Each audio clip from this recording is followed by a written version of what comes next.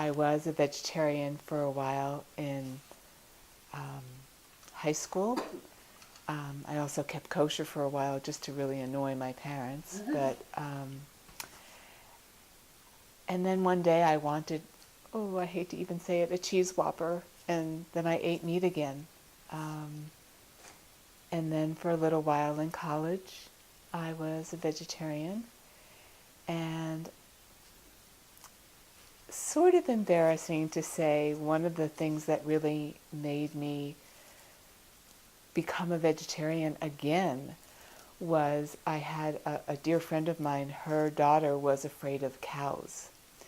And so, rotten auntie that I was, I started looking for cow pictures and cow cards and things, and I would like leave them under her pillow and get her all these cute little cow things. And then I realized, and when she went to college, and I got her a cowlander, and I got her all this cow stuff for cowlage. And then it struck me. Look at these beautiful animals. Look at them. Look at their faces. You looked into their eyes and it was like, I can't eat them. So I did what many people do, was like no red meat, then no chicken, then no fish. And my brother recently said to me, wow, it's such a sacrifice to eat like this. And I didn't even have the words to answer him, to say, it's not a sacrifice, it's a privilege. I couldn't be any other way. And he very quickly told me he didn't want to hear anything I had to say about being another way. Well, he ordered a steak and watched me eat, after carefully saying, so there's no butter, there's no bacon, because in Texas, bacon's like a vegetable. They put it on your vegetable platter, they put it on everything.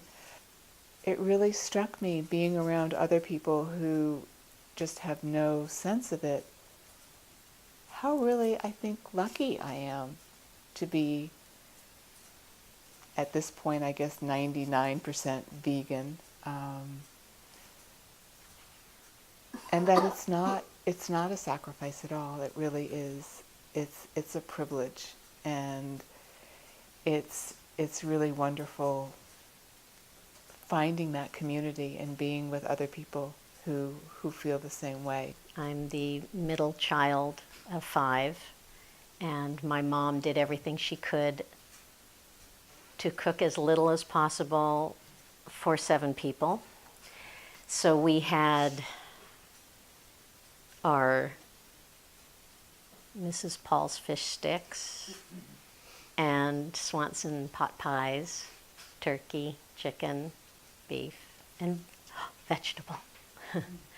And we had frankfurters and beans, and every week we would get a T-bone steak, and the kids would all fight for the bone. So we went to the circus, we went to the rodeo. We did everything that an all-American family would do, because we didn't know any different.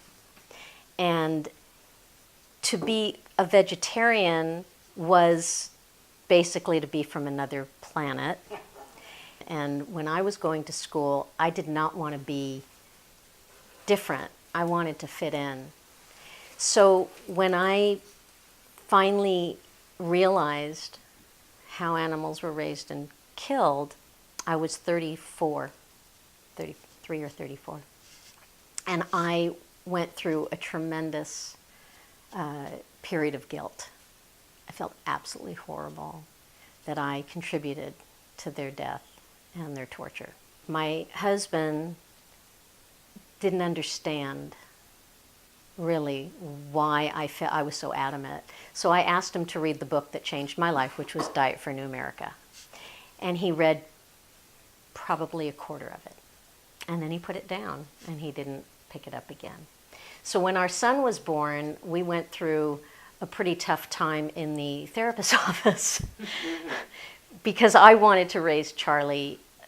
I didn't know who he was at the time. I wanted to raise our child vegetarian, and Mike was adamant that if he wanted to take his son to the ball game, which was a father-son thing to do, by God, he was going to buy him a hot dog.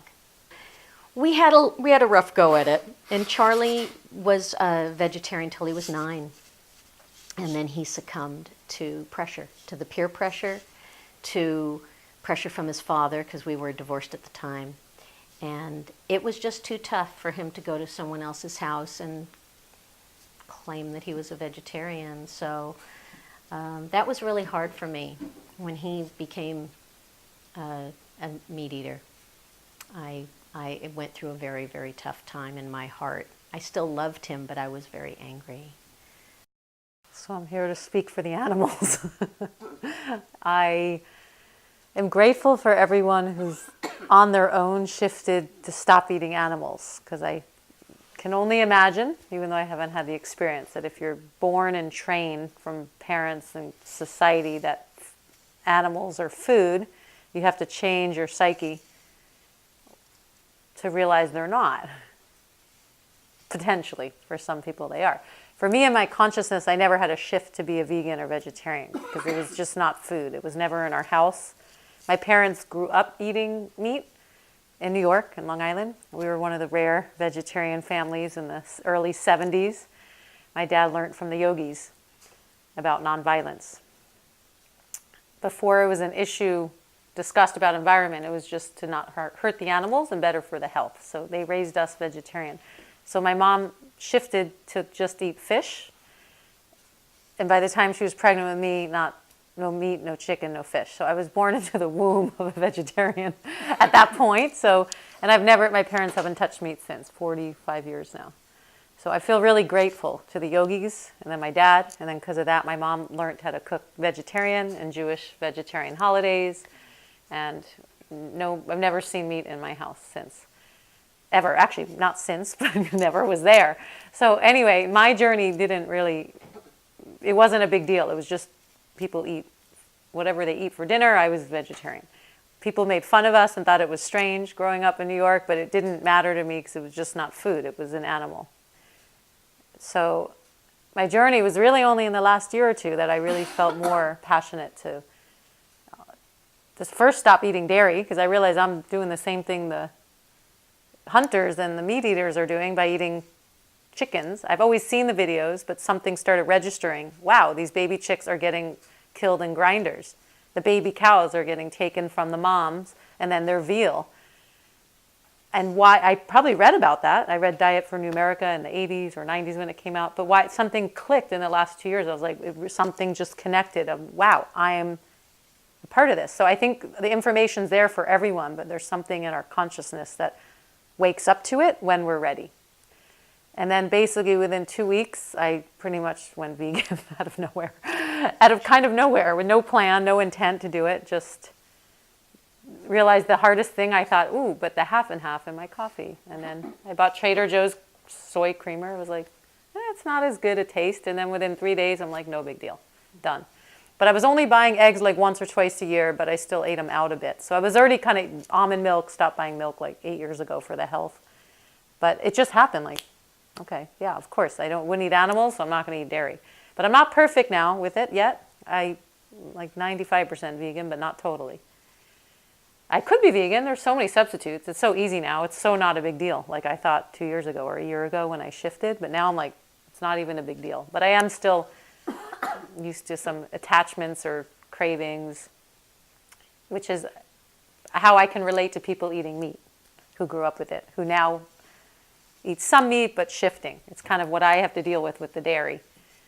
So I use that as a way to understand, oh yeah, everyone, we all are human and we're not bad people if we're not realizing, even if we're conscious we don't want to hurt animals, we have attachments, we have desires, we have ingrained habits, and they're hard to break, even if our ethics say, I don't want that. It's habits of the mind that take discipline to shift. into my teen and my adult years, I still had that feeling in my heart, but not fully acting on my conscience about making mindful choices regarding eating meat. But I was making mindful choices about plants and holistic health practices and being more aware of the connection between the earth and the foods that I was consuming, and my desire to live a low impact lifestyle for the earth. When I was 34, I was pregnant with my son and was alternative and holistic throughout my pregnancy. And when he was little, I was at a point, I was married, and I was at a point where I was eating maybe fish once a week, fish and chicken possibly, but mostly we were eating brown rice and vegetables and, good wholesome earth-based foods. And then when my son was 3, I remember so distinctly, he was sitting at the high chair and I put a plate of food in front of him and he looked at it and he looked at me and he said, "What are we having for dinner?" And I said, "Chicken." And he looked at me and he looked at his plate and he looked at me and he said, "You mean the animal?" And I said, "Yes." And he pushed the plate away and he said, "I'm not eating my friends anymore." And at that moment, I felt that echo from myself when I was 6. It's not right to eat our friends. And I said, okay, that's it. Never again. That was 27 years ago. He's been a vegetarian ever since, and so have I. And that feels right to me. I remember, though, thinking, how will he go through life as a young man, being a teenager, the social pressure? How is he going to feel as, he confronts the culture around him? I was fine with the choice, but I wondered how he would be. And he was steadfast through it all. And I remember we for a period of time, we lived in rural Mexico.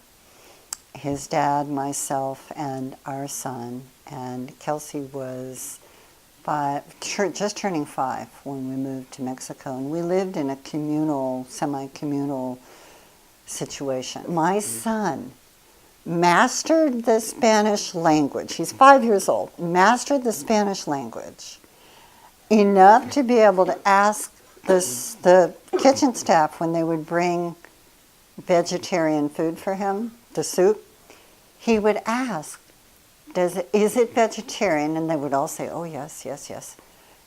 Does it have chicken stock in it? Well, yeah, but that's not really.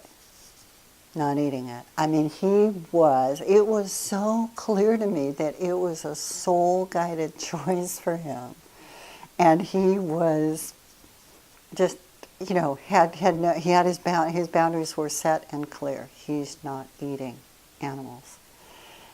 And I know I'm talking a lot about him, but he has inspired. I wanted him to come tonight. He wasn't able to do so, but he has inspired me as well. And several years ago, he entered into a relationship with a young woman. I didn't know that. What I heard was, "Mom, I want to be a vegan." And I need to figure out really quick how to be a vegan. I said, okay, is there some reason for this that you're going from vegetarian to vegan? So he made the switch to veganism, and I did too. It's like, that sort of wave of realization and then purifying and refining those choices. I really appreciate this exploration that we're doing together and the holding that we offer to one another as we go deep into this subject. I feel myself, even though these stories are familiar to me, I've shared them before, I feel myself kind of integrating at a deeper level in the midst of it.